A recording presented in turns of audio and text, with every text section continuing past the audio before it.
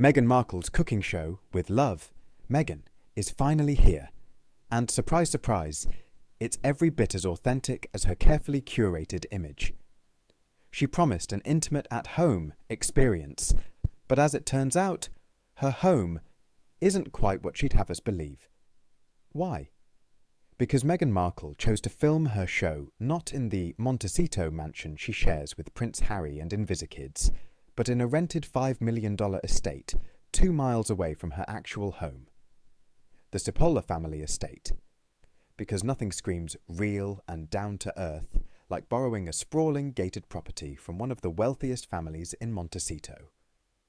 Oh, the Cipollas are so kind to let Meghan play pretend as a domestic goddess on their dime.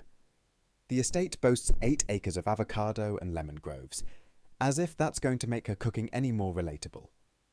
But hey, she's got the kitchen of her dreams, complete with a $15,000 Thermador range, $450 Vitamix blender, and copper pans that probably cost more than your rent. Can't wait to see how this one plays out. Meghan, with all her wealth, fame, and Netflix millions, is cooking up crudités and homemade jam. As if that's something she's ever made before.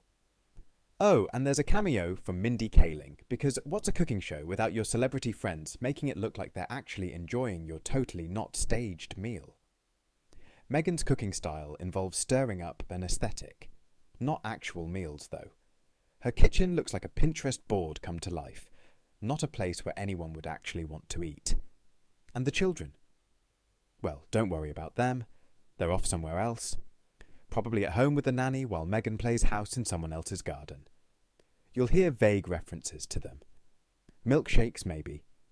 But no actual appearances from Archie and Lilibet. Because heaven forbid those kids make an unscripted cameo and ruin the fantasy. So, to make things seem authentic, Meghan's borrowing a gorgeous garden, an even better kitchen, and the stage for her cooking adventures. Meanwhile, the real domestic stuff is happening off-camera, behind the scenes of her rented palace. It's almost laughable, really. How can she be this out of touch with reality? She's not even cooking in her own kitchen, let alone making any semblance of a home-cooked meal. It's all a show, staged from top to bottom. The most genuine thing about her cooking adventures is how fake they all are. It's no surprise, really. Meghan's entire life has been built on a foundation of carefully constructed narratives. Remember, this is a woman who could have had the royal life, living in palaces, enjoying the perks of royalty, but instead, she's now peddling cooking advice, on Netflix no less, while renting someone else's lavish estate. Why bother with the authentic charm of actually making things at home when you can just rent a gorgeous property and pretend, right? It's all part of the carefully crafted Meghan Markle brand, and as we've seen time and time again, she's all about the image. Everything has to be perfectly staged.